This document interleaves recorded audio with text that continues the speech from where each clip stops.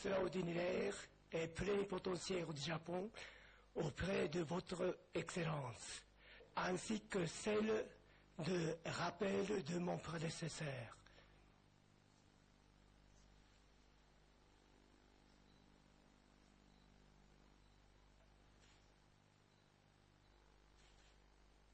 Au menu des entretiens entre professeur Alpha Condé et Isanabou Asama, le renforcement de l'axe Conakry-Tokyo.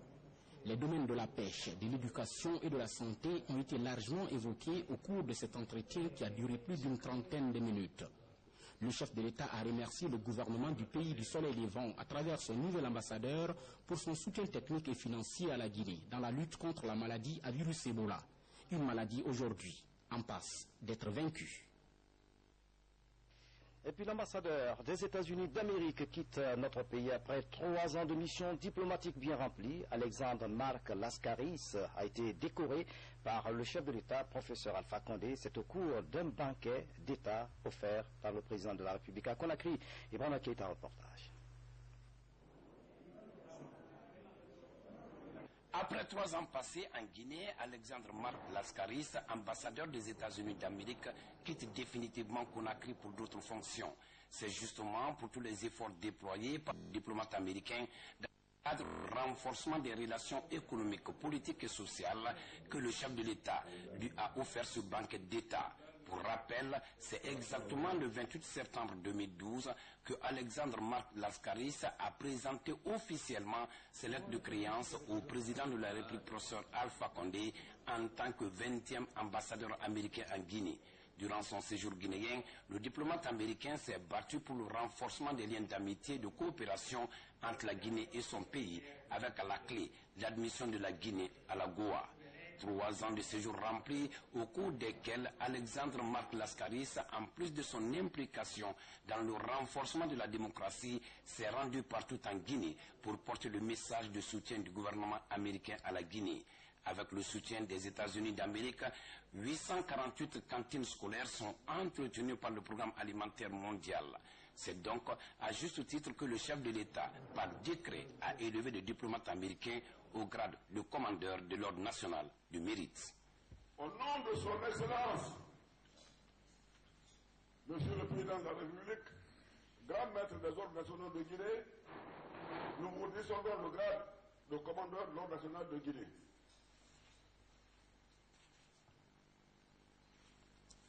L'ambassadeur sortant du pays de l'oncle Sam a dit toute sa satisfaction pour avoir servi en Guinée avant de rendre hommage au chef de l'État et au peuple de Guinée pour les appuis dans le cadre de l'accomplissement de sa mission. Je quitte la Guinée convaincu que le gouvernement et ses partenaires font un progrès sur la transformation de Mouna en Anna. Si j'ai bien entendu le message du peuple de Guinée à leur État et à la communauté internationale, c'est construisez nos routes, allumez notre électricité, donnez-nous la protection de la loi, puis sortez de notre chemin afin que nous puissions gagner notre vie. Le peuple de Guinée n'a jamais été le problème. Je sais que vous aimez, Monsieur le Président, dire que la Guinée en 2010 était un pays sans État. Moi, je préfère dire que la Guinée a un État faible, mais une société forte. Nous l'avons vu le 11 octobre lorsque la patiente dignité du peuple de Guinée a sauvé la journée et donné à vous et votre gouvernement un second mandat. Et félicitations à vous et votre parti, Monsieur le Président.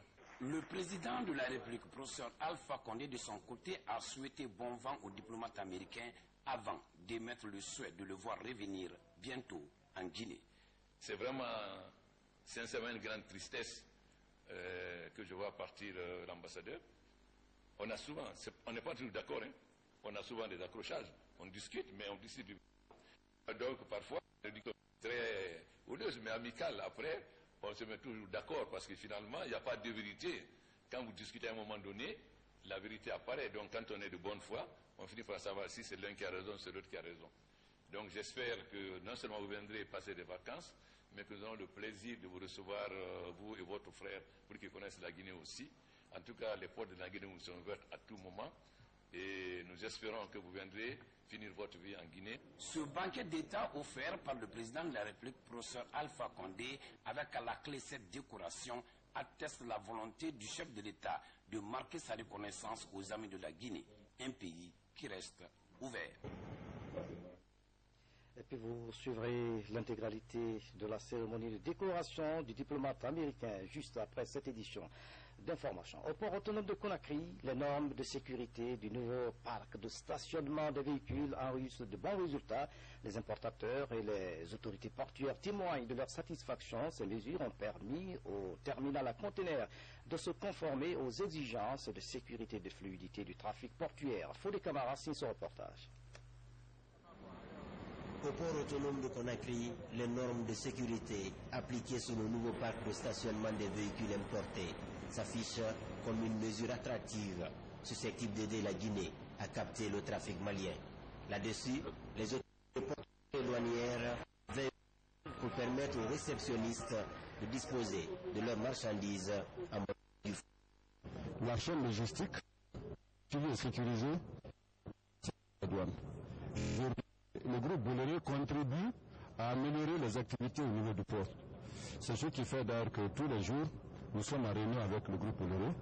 Il y a toujours des concertations sincères entre l'administration des douanes. Pour fluidifier le trafic d'un véhicule importé et autres marchandises, 338 mètres de quai inaugurés récemment viennent s'ajouter aux 270 mètres existants auparavant. Aujourd'hui, 2 portiques de quai viennent compléter le décor de ce trésor infrastructurel du port. Lorsque nous sommes arrivés en 2011, Conakry Terminal assurait une cadence de 12 à 16 mouvements à l'heure. Suite à la formation de nos grutiers et à la pratique, ainsi qu'à l'aide de la technologie et de la formation, qui est une grande politique de la société, nous sommes montés à 30 mouvements heure. Maintenant, lorsque les portiques de quai seront dans 2 mois fonctionnels, puisqu'il faut du temps pour mettre la technologie en place, il y a beaucoup d'électronique et d'électricité, nous pourrons espérer au départ garder la même cadence, mais pouvoir monter à 50-60 mouvements heure. Il faut savoir aussi, pour précision, que la conduite de ces portiques nécessite la formation de portiqueurs. Et c'est pour cela que depuis 2 semaines, nous avons commencé la formation, puisque nous avons envoyé un premier groupe de 4 portiqueurs dans le simulateur du port autonome du Havre pour qu'ils puissent disposer des diplômes et des attestations de capacité nécessaires à opérer ces portiques. Le groupe Bolloré Africa Logistique doit injecter plus de 500 millions d'euros dans les activités portuaires en 25 ans de concession. Et les premiers investissements du premier opérateur de concession en Afrique améliorent de jour en jour les cadences de chargement et de déchargement des marchandises. Le ministre d'État, ministre de la Justice, Gardet Sow, a donné un point de presse ce jeudi à Conakry. Maître Cheikh Sako a parlé de la situation des détenus dans les prisons du pays. Il a annoncé qu'un mandat d'arrêt international a été lancé contre Tamsir Touré, impliqué dans une affaire de viol à Conakry. Un reportage signé de Mariam Bari. Le garde des Sceaux et ses collaborateurs apportent des précisions sur la situation des interpellés incarcérés dans les prisons en Guinée. 2 catégories de détenus se trouvent dans ces prisons. Ceux des préfectures de Boké, Beila, Sigiré et Nzérékoré sont reprochés des faits criminels, contrairement aux détenus de Mamou qui généralement sont correctionnels. La majeure partie de ces interpellations sont survenues pendant la période électorale. La justice guinéenne est humaine. On ne cherche pas à tordre le cou aux citoyens parce qu'on est la justice. Dans le cas de Boké, on a procédé à quelques libérations, notamment les gens malades. Il y a même un aveugle et d'autres malades. Il y a 6 personnes qui n'avaient pas de responsabilité avérée, qu'on a mis sous contrôle judiciaire parce qu'il faut quand même qu'ils s'expliquent. En revanche, les 27 autres qui ont un lien avec les faits criminels qui sont reprochés, il va falloir qu'ils s'expliquent. On ne peut pas dire vous êtes gentil parce que vous êtes membre d'un parti politique, rentrez chez vous. Et quel que soit le parti politique. L'affaire de Tintinia, une question de mine d'or. Il y a eu de graves problèmes là-bas. Les citoyens de la localité se sont attaqués à des hommes en tenue qui étaient venus pour calmer les troubles. Je prends cette affaire très au sérieux parce que je ne peux pas concevoir que dans une république, on s'attaque aux hommes en tenue. En poursuivant ces propos, le cas Tamsir Touré a été également évoqué. Et là aussi, le ministre de la Justice reste ferme. Sur cette question, je profite pour dire où qu'il aille, on le trouvera, on le fera venir par force puisque le mandat est déjà lancé et le mandat est dans les mains d'Interpol. Il faut que cette personne vienne s'expliquer puisque ses complices sont actuellement aux arrêts. En attendant, les dossiers des détenus suivent le cours normal dans les différentes juridictions du pays. En outre, 2 magistrats de la Cour d'appel sont suspendus pour insuffisance professionnelle. L'autre temps fort de cette édition préparative de la rentrée des classes, les départements en charge de l'éducation ont pris des dispositions pour la réussite de l'ouverture des classes, mais les parents d'élèves s'inquiètent du coût élevé des frais de scolarité, une situation qui interpelle les acteurs du secteur de l'éducation. C'est du moins le constat de notre reporter Sikou Fernand Kourouma. À quelques jours de la rentrée des classes, les frais de scolarité tourmentent les parents d'élèves.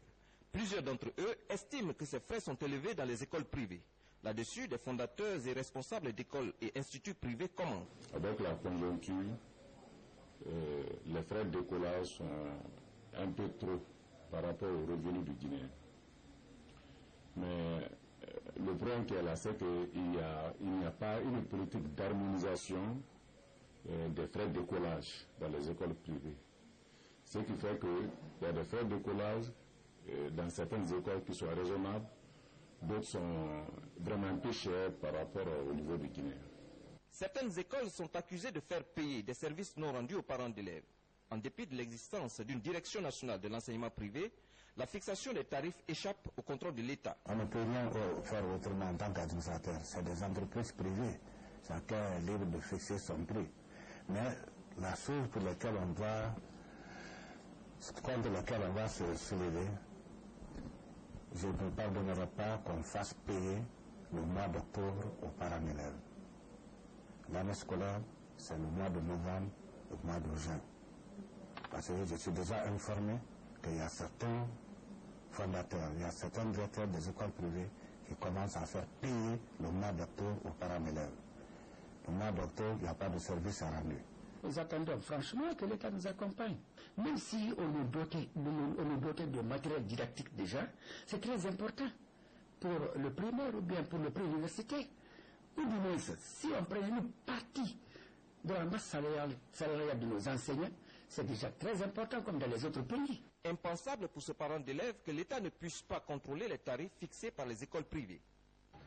Comme la création des écoles privées a été réglementée, moi, je préférerais aussi que les prix au niveau des écoles privées soient réglementés pour que les parents soient vraiment à l'aise. Ainsi, les prix seront homologués à tous les niveaux. Alors certaines écoles n'auront pas à demander beaucoup d'argent que d'autres. C'est pourquoi je demande à ce que ça soit réglementé même par l'État. Maintenant, les écoles maintenant, ou bien les fondateurs qui ne vont pas se soumettre à ça, seront obligés de fermer leur école. Quoi qu'il en soit, la floraison d'écoles privées et les frais de scolarité imposés sans normes deviennent un débat qui interpelle les acteurs du système éducatif dans notre pays. Santé, avec la célébration de la journée mondiale de lutte contre la poliomyélite marquée cette année par le lancement d'un nouveau vaccin. Ce vaccin anti-polio injectable est destiné aux enfants de 3 mois à 6 ans. Les résultats sont positifs grâce à l'implication du programme élargi de vaccination et ses partenaires. Adiatou Bari fait le point. Pour la première fois, un vaccin injectable contre la poliomyélite est livré en Guinée. Son nom, le vaccin anti-poliomyélite inactivé. Ce nouveau vaccin est administré par injection intramusculaire sur la face latérale externe de la gauche des bébés. La dose est administrée dès 3 mois et demi. C'est un vaccin fabriqué à partir d'un virus tué. Et cette fois-ci, il n'y a aucun risque. Donc, pendant qu'on est en train de préparer à utiliser à large échelle le vaccin inactivé, on va les utiliser concomitamment, le vaccin pour le virus oral et le vaccin pour le virus inactivé. Et d'ici la fin de 2015, au moins chaque enfant doit avoir un vaccin pour le virus inactivé. Les doses du vaccin polio injectable sont déjà acheminées dans les localités les plus éloignées du pays. L'opération de vaccination va s'étendre sur 4 mois au sein des différents hôpitaux et postes de santé. L'objectif est de protéger les enfants contre les 3 premières formes du poliovirus. Le VPI est un vaccin remarquable par son efficacité et sa tolérance. Il permettra de parvenir plus vite à l'éducation effective de la poliomyélite en Guinée. Ce vaccin, il est gratuit. Donc nous demandons à toutes les mères familles, aux pères familles, d'envoyer leurs enfants pour qu'ils soient vaccinés. Aucun enfant ne doit échapper à la vaccination. Car nul n'ignore, comme je disais tantôt, l'inconvénient ou les conséquences de cette maladie invalidante, la polio. Et personne n'aime avoir un infirme dans sa famille. Selon les spécialistes, la vaccination permet de réduire d'environ 80% les cas de paralysie chez les enfants. Pour accélérer l'éradication de la polio, l'introduction du vaccin anti-poliomyélite inactivé dans le programme de vaccination de routine est un espoir. Dans l'actualité encore, la première dame de la République, Haya Djene Kondé, vient de procéder à la remise du matériel médical à plusieurs structures sanitaires du pays, CHI du Danka, le centre de santé Yenekaba, l'orthopédie et l'hôpital régional de Kindia sont les bénéficiaires. Ces équipements devraient contribuer à la qualification de nos structures de santé. Ali Badara Kondé. Il s'agit de matériel de protection, du personnel soignant, des produits d'hygiène et consommables, du matériel de pointe, comme l'appareil d'imagerie, de berceaux électriques, des lits et autres pour la pédiatrie. Ils sont destinés aux structures sanitaires d'Ignasline, le centre de santé Djenekaba de Kaporo, l'orthopédie et l'hôpital régional de Kindia. Un geste de la première dame de la République, Haya Djene Kondé, à travers sa fondation. Ce don rentre dans le cadre du renforcement de vos capacités afin que nous soyons tous les principaux acteurs du développement de notre pays. Je suis convaincu qu'avec une certaine synergie entre vos services et notre fondation, l'objectif que nous nous sommes assignés sera atteint. Le coût global de ce don est évalué à plus d'1 milliard de francs guinéens. C'est pourquoi la ministre de l'Action sociale est revenue sur les mérites de cette institution. Depuis sa création en 2011, la Fondation Prosmi œuvre pour le bien-être des couches vulnérables. Nous voici réunis autour de vous pour venir en aide aux personnes vulnérables et nécessiteuses. Cela prouve à suffisance la volonté de la présidente de la Fondation Prosmi à contribuer à rendre tous les Guinéens heureux, quelle que soit leur situation sociale. À travers cette initiative, la présidente de la Fondation Prosmi s'implique davantage dans l'amélioration des conditions de vie de la population. Ce geste en faveur des structures sanitaires du pays est la volonté manifeste de mon institution d'être à vos côtés dans l'accomplissement de votre mission, combien exaltante et difficile. Mesdames et messieurs, chers représentants, par la nature de la donation, vous comprendrez aisément que ce sont presque tous les services de la médecine qui sont concernés. La FCDK Prosmi a donc pour objectif de participer aux côtés du gouvernement à l'amélioration des conditions de vie et de santé des populations tant rurales qu'urbaines. Après cette remise officielle de matériel médical aux structures sanitaires, Haya Djene Kondé a visité les installations de la maternelle du Jardin 2 octobre rénové. En tant que mère de la nation, la première dame de la République voudrait s'assurer des conditions réunies ici pour la rentrée scolaire 2015-2016. Et puis l'autre remise d'équipements, c'est celle offerte par l'Ordre souverain de Malte, un geste qui vise à soutenir la politique du gouvernement guinéen dans sa lutte contre les épidémies. Le reportage de Haya Ramatoulaye Touré dans les prochaines éditions. Des motos pour le président des CRD de la préfecture de Yomon, c'est une action des cadres ressortissants de la forêt. À travers ce don, les donateurs comptent s'impliquer dans le développement socio-économique de la préfecture. Un atelier de sensibilisation sur la lutte contre le virus Ebola se tient à Conakry. Il regroupe les jeunes vendeurs et conducteurs de taxi-moto. Ils apprennent les techniques de prévention contre le virus Ebola et d'autres épidémies. Marie-Angélique Bangora suit ses travaux. Les femmes vendeuses du marché, les conducteurs de taxi-moto, les transporteurs et quelques jeunes sont choisis pour renforcer la sensibilisation contre Ebola. En langue nationale, le formateur explique les méthodes de transmission et de prévention. Cette nouvelle méthode de sensibilisation pourrait faciliter l'éradication du virus en Guinée. C'est dans le cadre justement de bien véhiculer des messages, de bien faire la sensibilisation, que nous avons jugé nécessaire de traduire les messages, de traduire le module en langue nationale et éventuellement en langue nationale manka pour que le message soit bien perçu par les participants et qu'ils puissent bien les véhiculer au niveau de leur quartier ou de leur secteur. La quarantaine de participants s'engage désormais à lier la théorie à la pratique. Ils comptent appliquer ces méthodes dans leurs milieux respectifs avec le slogan « Je crois en Ebola et je prends soin de ma santé ». Nous, à Kissoso, nous sommes alignés. Quand tu viens, tu veux t'embarquer, nous avons l'eau chlorée à côté. On te demande ta destination, on discute le prix. Quand on est prêt, avant que tu montes sur la moto, on te dit « lave tes mains ». Quand il accepte ceci, tu montes. Quand il accepte pas, on te laisse aller avec ton argent. Ebola laisse encore des séquelles en Guinée. Mais à travers des formations et des sensibilisations à tous les niveaux, chacun pourrait s'investir à mener le combat contre Ebola. Autre chose au plan national, le projet d'appui à la gouvernance dans le secteur minier évalue l'impact de l'exploitation minière sur l'environnement. Au terme de la rencontre, un document sera élaboré en vue de définir les stratégies visant à mieux sauvegarder l'écosystème. Ablayalo signe ce reportage. La mise en œuvre des activités minières entraîne des impacts importants sur l'environnement. La déforestation et la pollution provoquées font souvent l'objet d'évaluation par des experts. À travers l'intégration de ces enjeux environnementaux et sociaux dans la politique, les plans et les projets de développement, il est évident bien sûr que de meilleures dispositions seraient prises dans ce domaine-là afin justement de protéger les droits ainsi que les biens individuels, tant qu'individuels que collectifs justement, des communautés riveraines de ces projets miniers.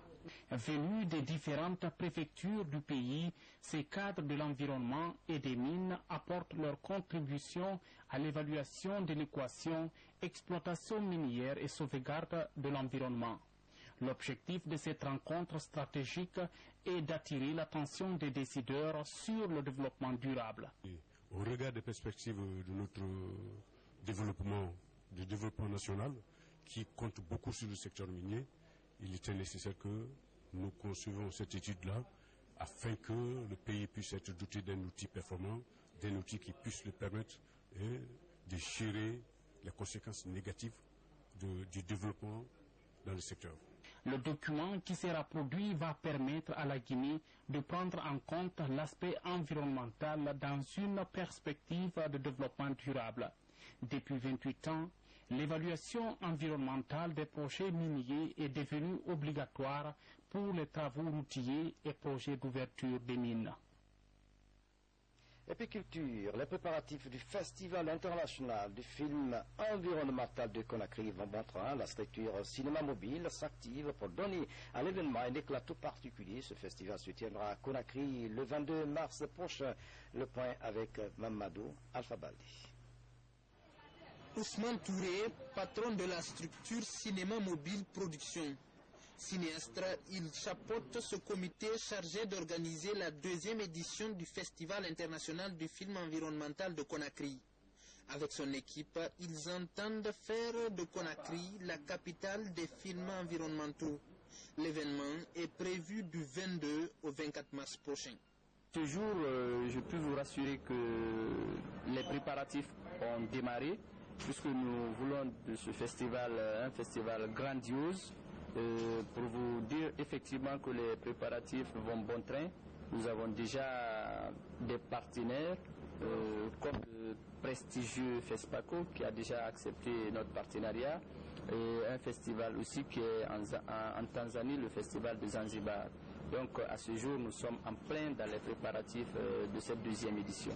Des participants venant du Canada, de la France, de la Tanzanie, du Burkina et d'autres pays sont attendus. Un maximum de 20 films devront compétir pour 3 prix.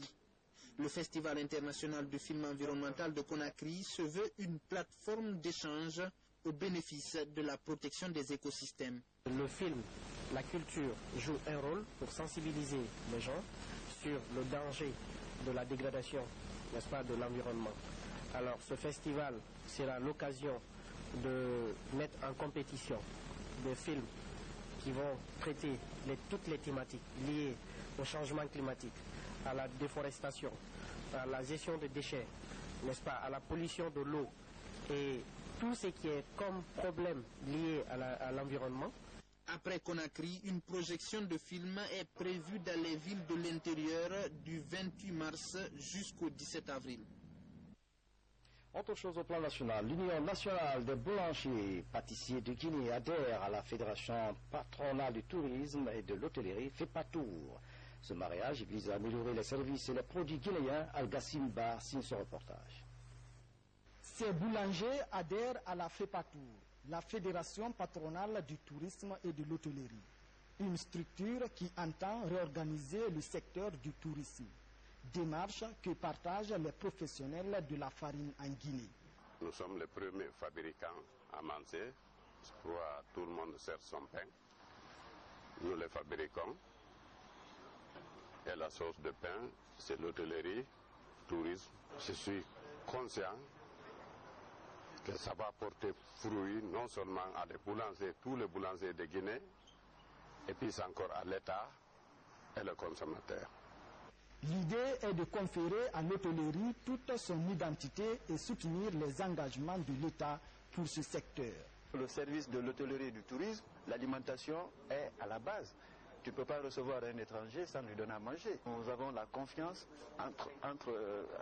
de la fédération à travailler étroitement avec tous ceux qui sont dans l'alimentation, avec tous ceux qui sont dans l'hôtellerie, avec tous ceux qui sont dans le tourisme, pour que nos prestations surtout s'améliorent. Créée en 2005, la FEPATOUR est forte de 22 membres représentant chacun une structure associative. Son objectif est de valoriser les produits guinéens et faire de la Guinée une destination touristique. Et puis, dans la capitale togolaise, la Commission ouest-africaine sur la drogue vient d'organiser une rencontre. Vous le voyez donc en image de 2 jours, une occasion pour elle de divulguer le contenu du rapport qui doit permettre aux différents acteurs de redoubler d'ardeur en matière de lutte contre le trafic de drogue en Afrique. La communauté yaranké se mobilise pour le FIDAO de Touba. C'est du 10 au 13 de ce mois. Les préparatifs vont bon train. Le calife général Elhadji Souriba Diaby invite ses disciples à prier pour la paix et le développement de notre pays. C'est la fin de cette édition. À tous, merci de nous avoir suivis. Excellente soirée. Où que vous soyez dans le monde. À demain.